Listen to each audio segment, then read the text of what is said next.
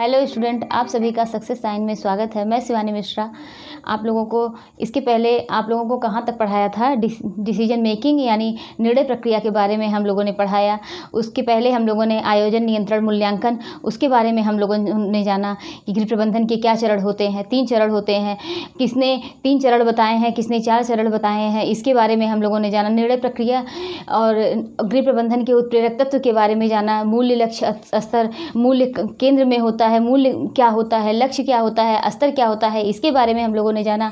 हम लोगों ने काफ़ी हद तक गृह प्रबंधन और आयोजन, नियंत्रण, मूल्यांकन, संगठन, उत्प्रेरक तत्व और निर्णय प्रक्रिया, इतने हम लोगों ने चैप्टर कंप्लीट कर चुके हैं। आज हम लोग क्या पढ़ेंगे, फॉलेट के अनुसार फॉलेट ने द्वंद्व प्रक्रिया को कम करने के लिए क्या सुझाव बताए हैं, इसके बारे में जानेंगे। फॉलेट ने द्वंद्व प्रक्रिया को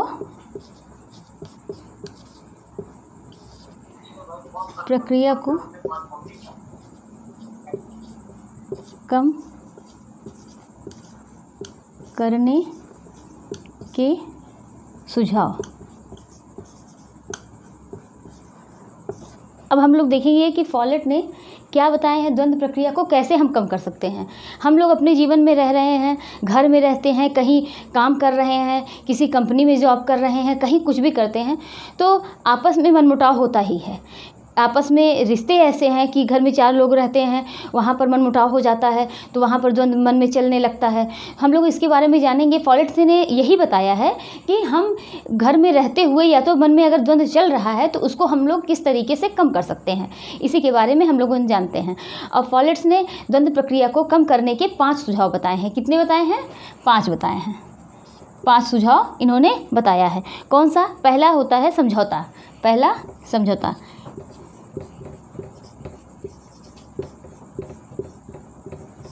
पहला समझौता। समझौता क्या है कि जैसे घर में कई सदस्य रह रहे हैं, तो अब जैसे हम ही लोग, आप लोग देखते होंगे घर में कई औरतें, कई महिलाएं रहती हैं, तो क्या करती हैं कि नहीं मैं ही खाना रोज़ बनाऊं, नहीं, ऐसा नहीं है। वो काम नहीं करती हैं, मैं अकेले सारा काम कर लूं। या तो ये अक्सर महिलाएं ये काम, इन सब काम को लेके घर में वाद विवाद होता ही है। तो इसके लिए क्या है? समझौता। समझौता मतलब ये इस तरीके से अगर हम मैनेजमेंट करना चाहें, इस तरीके से कि नहीं, एक काम करो कि एक टाइम आप खाना बना लो, एक टाइम मैं खाना बना लेती हूँ। दोनों लोग क्या करेंगे? समझौता कर लेंगे। समझौता करके दोनों संतुष्ट हो जाएंगे कि न किसी के ऊपर, न कोई इसमें नाराज़ होगा, न कोई किसी को अच्छा लगेगा, न किसी को बुरा लगेगा। इस तरीके से समझौता में उन्होंने बताया है फॉलेट ने कि इस तरीके से समझौता करके द्वंद्व प्रक्रिया को कम किया जा सकता है। द्वंद्व प्रक्रिया को कैसे कम कर सकते हैं? समझौता करके। जैसे हम लोग आपस में बहनें हैं, 2 बहनें हैं, कभी कभी उन लोगों में द्वंद्व चलता है, तो उस तरह किसी कापी को लेके, मोबाइल को लेके, अब आजकल मोबाइल और टीवी के रिमोट को लेके अक्सर बच्चे लड़ते रहते हैं। चलो ठीक है, हम 1 घंटे टीवी देख लिए, आप 1 घंटे टीवी देख लीजिए। तो इससे क्या हुआ? आपस में वो दोनों समझौता कर लेंगे, जिससे उन लोगों को दिक्कतें नहीं आएंगी। दूसरा है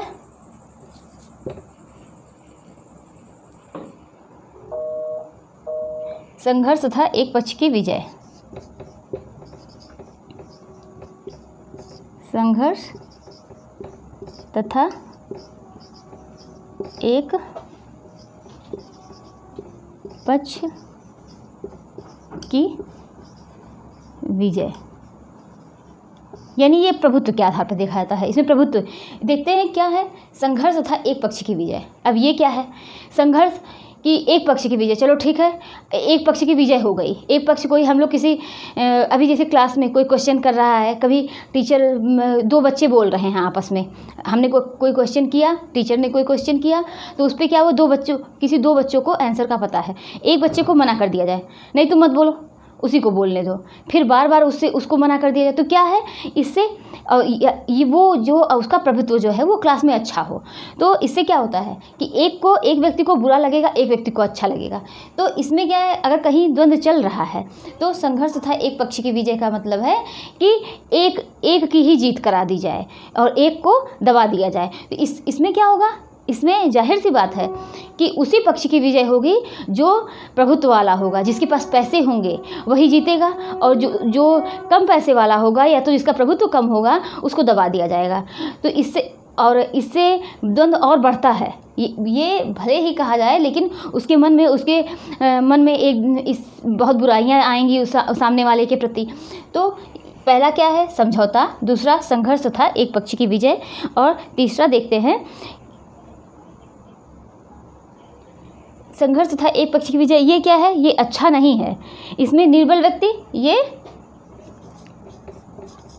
अच्छा नहीं है, इसमें निर्बल व्यक्ति को दबा दिया जाता है। निर्बल व्यक्ति को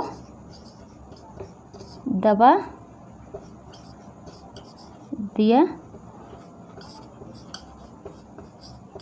जाता है।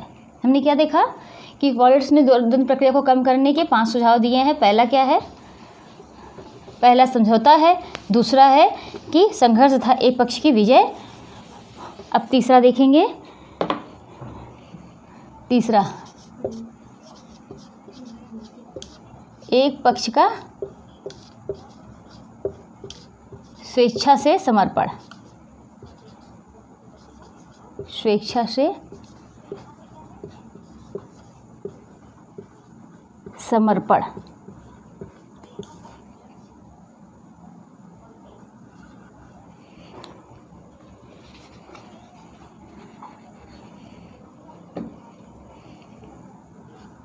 एक पक्ष का स्वेच्छा से समर्पण। हम इसमें देखते हैं कि ये एक पक्ष का स्वेच्छा से समर्पण ये भी अच्छा माना जाता है। कैसे? कि अगर दो लोगों में वाद विवाद चल रहा है, घर में ही दो महिलाएं आपस में लड़ रही हैं, 2 गृहिणियां हैं, घर में परिवार के सदस्य हैं, या 2 भाई आपस में लड़ रहे हैं। चलो ठीक है, तुम ही जो कह रहे हो वो कर लो। ठीक है, अच्छा ठीक है, आप कह रहे हैं कि हम दोनों टाइम खाना बना लें या ये काम हम दोनों टाइम कर लेते हैं, ठीक है मैं वही कर लेता हूँ। घर में बंटवारा होने लगता है, देखिए भाई वहाँ पर द्वंद्व चलता है, वहाँ पर लड़ाइयाँ होती है। तो ठीक है, अगर आप उस साइड घर बनवाना चाहते हैं, हमको इस साइड देना चाहते हैं, वही कर लो। तो ये क्या है? एक पक्ष का स्वेच्छा से समर्पण। एक पक्ष मतलब स्वेच्छा से समर्पण कर देता है कि तुम ही जीत जाओ, हम अपने आप को, ठीक है, अपने आप को दबा लेते हैं। तो जाहिर से ये क्या है? ये अच्छा माना जाता है। बहुत अच्छा नहीं है, लेकिन अच्छा है। चौथा है एकीकरण। चौथा क्या है? एकीकरण। अब ये देखते हैं एकीकरण क्या है। एकीकरण मतलब जैसे इसमें क्या होता है कि ये सर्वोत्तम तरीका होता है। इसमें एकीकरण एक सर्वोत्तम तरीका है। इसमें दोनों पक्षों को बैठाकर आपस में बात कर लेते हैं। उसके बाद कोई बीच का रास्ता निकालते हैं, न उसकी सुनी जाती है न उसकी सुनी जाती है। एकीकरण में ये देखते हैं कि दोनों पक्षों को बैठाकर, कोई भी बात पे बहस हो रही हो, दोनों पक्षों को आपस में बैठा लिया जाता है।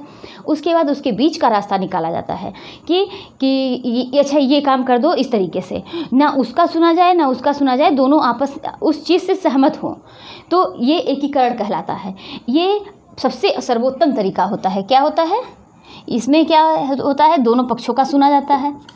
दोनों पक्षों का सुना जाता है, सुना जाता है, और बीच का रास्ता निकाल लिया जाता है। बीच का रास्ता निकाल लेते हैं।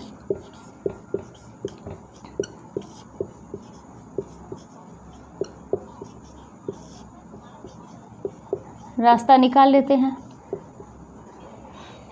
और ये एक सर्वोत्तम तरीका है, सर्वोत्तम है। हम एकीकरण। अब 5वां देखते हैं, विभिन्नताओं को स्वीकारना। 5वां क्या है? विभिन्नताओं को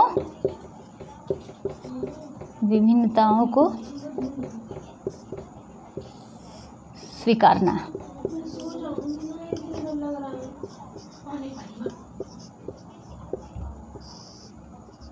विभिन्नताओं को स्वीकारना। समाज में रहते हुए कई कई विभिन्नताएं हैं, कई मतभेद हैं, सब जो भी हैं, और कई विचारधाराएं हैं। हम क्या देखते हैं, विभिन्नताओं को स्वीकारना, कई विचारधाराएं हैं, सबके विचार अलग अलग हैं, उन विचारों को आसानी से एक्सेप्ट कर लेना, आसानी से स्वीकार कर लेना, ये द्वंद्व प्रक्रिया को कम करता है। तो पॉलिट्स ने कितने प्रकार के सुझाव बताए हैं? 5 प्रकार के सुझाव बताए हैं। क्या? किसको कम करने के? द्वंद्व को कम करने के। पहला क्या है? पहला जो है वो समझौता था। पहला समझौता। दूसरा क्या है? संघर्ष तथा एक पक्ष की विजय। इसमें क्या करते हैं, हम समझौता कर लेते हैं कि कोई भी बात हो, चलो ठीक है, आप एक टाइम काम कर लीजिए, एक टाइम हम कर लेते हैं। या किसी के खाना बनाने की बात है, चलो ठीक है, इस टाइम तुम्हारे मन का खाना बन जाता है, इस टाइम मेरे मन का खाना बन जाता है। तो यहाँ पर आपसी समझौता हो जाता है, दोनों आपस में समझौता करके उसके बीच का कोई हल निकालते हैं। दूसरा क्या है? ये संघर्ष तथा एक पक्ष की विजय। ये अच्छा नहीं है बहुत। क्यों? क्योंकि संघर्ष तथा एक पक्ष की विजय, इसमें एक पक्ष को हमेशा दबाया जाता है, और इसमें कौन अक्सर किस पक्ष को दबाया जाता है? जो निर्बल होता है, जिसका प्रभुत्व ज़्यादा होता है, अक्सर वही जीतता है। संघर्ष तथा एक पक्ष की विजय, उसी की विजय होगी जो व्यक्ति निर्बल होगा। तीसरा क्या है? एक पक्ष का स्वेच्छा से समर्पण। दो व्यक्ति आपस में कोई बात पे बहस हुई है, तो इसमें एक व्यक्ति जो है वो आपस में वो क्या करे? स्वेच्छा से समर्पण कर दे, चलो तुम ही जीत जाओ, तुम ही ये ले लो, तुम ही इस साइड अपना घर बनवा लो, जो भी चीज़ें हैं वो अपना स्वेच्छा से समर्पण कर दे, किसी के कहने पर नहीं। तो ये क्या है? एक पक्ष का स्वेच्छा से समर्पण। चौथा क्या है? एकीकरण। इसमें क्या है? दोनों पक्षों को बैठाकर उन लोगों की बात सुनी जाएगी, फिर उसके बीच का, दोनों पक्षों के बीच का, दोनों की बात सुन के उनके बीच का हल निकाला जाएगा। बीच का जो रास्ता निकालते हैं वो दोनों उस रास्ते से, मतलब उस हल से सहमत हों, उस रास्ते को निकालते हैं। ये सबसे ज़्यादा सर्वोत्तम है। अब विभिन्नताओं को स्वीकारना, कि जो भी विचारधाराएं हैं समाज में, कई विचारधाराएं अलग अलग हैं, उन विचारधाराओं को मानते हुए चलना, ये क्या है? विभिन्नताओं को स्वीकारना। तो इस प्रकार से 5 प्रकार के पॉलिट्स ने द्वंद्व प्रक्रिया के बारे में बताया है। अब हम आगे देखेंगे कि इसमें कौन सा उच्च है, कौन सा मध्य है, कौन सा निम्न है।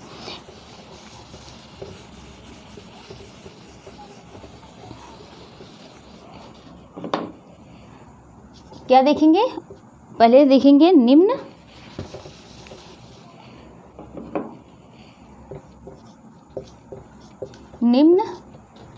मध्य, उच्च। हमने ये उच्च को कौन सा बताया था?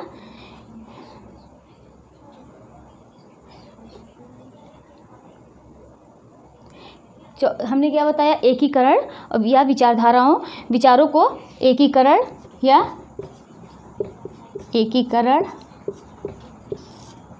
और विचारों को स्वीकारना। विचारों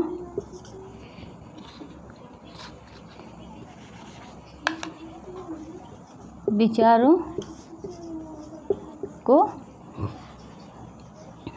स्वीकारना या विभिन्नताओं को स्वीकारना।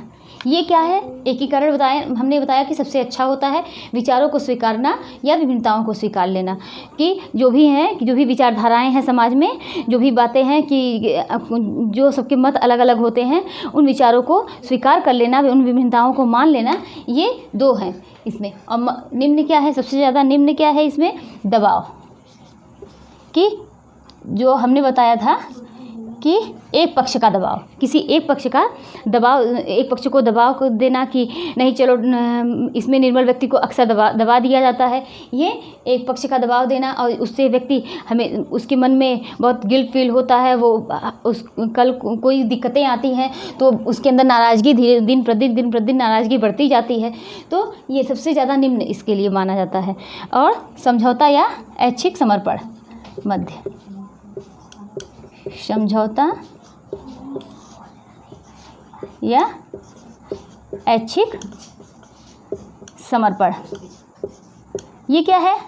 समझौता या ऐच्छिक समर्पण, इसमें क्या है कि दो अलग अलग व्यक्तियों में आपस में मतभेद है, किसी बात पे बहस हो रही है, तो एक व्यक्ति समझौता कर ले कि चलो ठीक है, तुम ही ये काम कर लो, और अपने मन से, अपनी इच्छा से अपने आप को समर्पण कर दे, तो यही क्या है, समझौता या ऐच्छिक समर्पण। तो द्वंद्व ने क्या बताया है, फॉलेट्स ने क्या बताया है, द्वंद्व प्रक्रिया को कम करने के 5 सुझाव बताए हैं, जिसमें से ये एक निम्न है और ये एक 2 जो है वो मध्य है और 2 क्या है, उच्च है। अब हम आगे देखेंगे कि द्वंद्व के स्टेज, द्वंद्व प्रक्रिया के क्या स्टेज हैं, इसको हम लोग जानेंगे। हम आगे क्या देखेंगे कि द्वंद्व के कितने स्टेज हैं, द्वंद्व के स्टेज कितने स्टेज हैं, 5। पहला क्या है, पहला डिस्कम्फर्ट,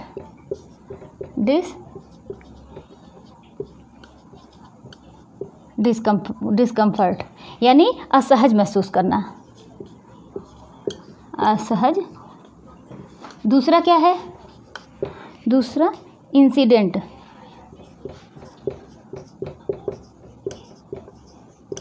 इंसिडेंट घटना।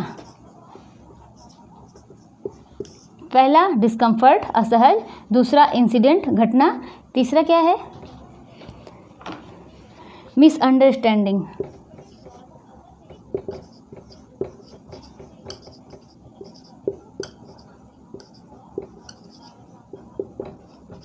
मिसअंडरस्टैंडिंग यानी गलतफहमी।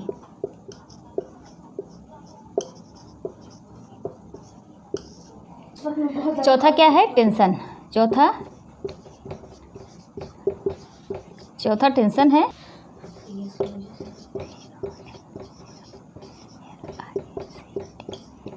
इसका चिंता हो गया, टेंशन का, और 5वां का क्या हुआ, विद्रोह। ये द्वंद्व के 5 स्टेज हैं। ये कैसे होता है इसको समझते हैं। डिस्कम्फर्ट, जैसे आप समझिए कि घर में 2 सदस्य हैं, वो लोग पहले एक दूसरे के साथ रहेंगे, उन लोगों को डिस्कम्फर्ट लगेगा कि मतलब उसका व्यवहार थोड़ा थोड़ा नहीं अच्छा लगेगा, वो लोग एक साथ बैठना नहीं चाहेंगे, कि अपना बहुत प्राइवेसी चाहते हैं, बहुत फ्री नहीं रहना चाहेंगे, तो डिस्कम्फर्ट उनको लगेगा, असहज महसूस होगा। उसके बाद धीरे धीरे वो बढ़ता जाएगा, क्या होगा, इंसिडेंट, मतलब पहले असहज होगा, फिर उसके बाद वो घटना, मतलब कोई ऐसी घटना हो जाएगी कि जो बिना बात के कि हाँ अगर कोई घटना हो गई तो वो उनकी नाराज़गी उनसे हो जाएगी, या तो कहीं अगर वो दोनों लोग कल को साथ जाते रहें, घूमते रहें, वो दोनों साथ हमेशा बैठते रहें, कभी वो जा रहे हों और उनको सामने वाले को ना पूछा जाए, तो इससे क्या है कि ये समझ लीजिए कि जैसे घर में कोई पूजा रखी जाए और आप आसपास जिसको बुलाते हो उन लोगों को बुलाइए, या किसी रिलेशन वाले को बुलाइए, रिलेटिव को बुलाइए, आप बुला रहे हो, लेकिन कभी आपको किसी चीज़ की बात को बुरी लग जाए, तो आपको उनका व्यवहार कुछ अच्छा ना लगे, तो पहला क्या है, तो आपको उनके साथ रहने में अच्छा नहीं लगेगा, मतलब असहज होगा। फिर उसके बाद आप दूसरी पूजा रखिए, कभी पूजा, फिर घर में कोई प्रोग्राम हो, आप दूसरी बार उनको ऐसा हो जाए कि आप उनको ना बुलाइए, ना इनवाइट करिए अपने घर, तो इससे क्या हुआ, वो एक घटना हो गई कि जिसमें उनको आपने इनवाइट नहीं किया। तीसरी बार मिसअंडरस्टैंडिंग, गलतफहमी, तो जाहिर सी बात है कभी जब बार बार ऐसी बातें आती हैं तो बिना बात के भी कभी कभी गलतफहमियाँ हो जाती हैं। फिर आपस में चिंता होगी, चिंता बढ़ेगी, उसके बाद कॉन्फ्लिक्ट होगा कि मतलब इन लोगों का आपस में विद्रोह होगा। तो ये द्वंद्व के 5 स्टेज हैं, ये सीरियल क्रम में लगाने को आते हैं, इसको देख लीजिए। पहला क्या होता है, डिस्कम्फर्ट असहज, दूसरा इंसिडेंट घटना, मिसअंडरस्टैंडिंग गलतफहमी, टेंशन चिंता, और कॉन्फ्लिक्ट विद्रोह। असहज, घटना, गलतफहमी, चिंता, विद्रोह, ये 5 प्रकार के क्या हैं, 5 ये द्वंद्व के स्टेज हैं। तो आज हम लोगों ने क्या पढ़ा कि फॉलेट ने क्या बताया है, द्वंद्व को कम करने के 5, द्वंद्व को कम करने के कितने चरण बताए हैं, कौन कौन से सुझाव दिए हैं, 5 बताए हैं, जिसको लेके इन 5 सुझाव से हम द्वंद्व को कुछ हद तक कम कर सकते हैं। और उसके बाद हम लोगों ने क्या देखा कि कौन सा इसमें सबसे अच्छा है, कौन सा मध्य है, कौन सा एकदम निम्न है, इसके बारे में हम लोगों ने जाना। फिर हम लोगों ने देखा कि द्वंद्व के कितने स्टेज हैं, पहले क्या होता है, उसके बाद क्या होता है, कि ये किस स्तर पर जाके धीरे धीरे बढ़ती जाती है, हम लोगों ने इस चीज़ों को देखा। अब हम लोग नेक्स्ट क्लास में कोई दूसरा टॉपिक देखेंगे, या देखते हैं कि हम लोग देखते हैं कि संसाधन के बारे में, मानवीय संसाधन, अमानवीय संसाधन। हमने बताया है कि आयोजन, नियंत्रण, मूल्यांकन, जैसे ये देखते हैं कि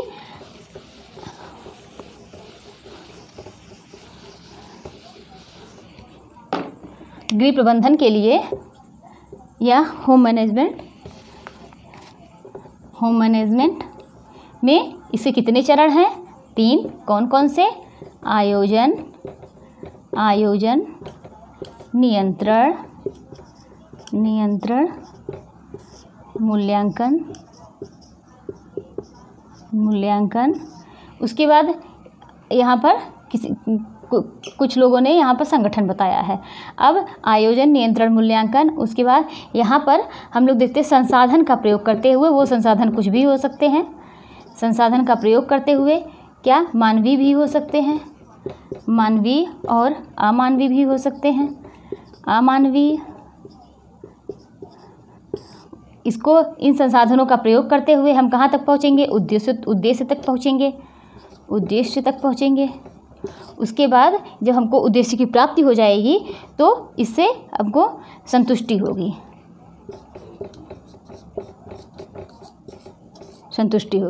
तो ये अब इसके बारे में हम लोगों ने देख चुका, हम लोग पढ़ चुके हैं। आयोजन, नियंत्रण, मूल्यांकन क्या है, होम मैनेजमेंट गृह प्रबंधन क्या है, आयोजन, नियंत्रण, मूल्यांकन क्या है। अब हम देखेंगे कि संसाधन कौन कौन से होते हैं जिसका यूज़ करते हुए हम अपने उद्देश्य तक पहुँचते हैं। वो संसाधन कई प्रकार के पढ़ेंगे, जिसमें मानवीय होंगे, अमानवीय होंगे, और भी अन्य संसाधन में कई संसाधन आते हैं। उन सब चीज़ों को देख के धीरे धीरे हम लोग एक एक टॉपिक क्लियर करते चलेंगे।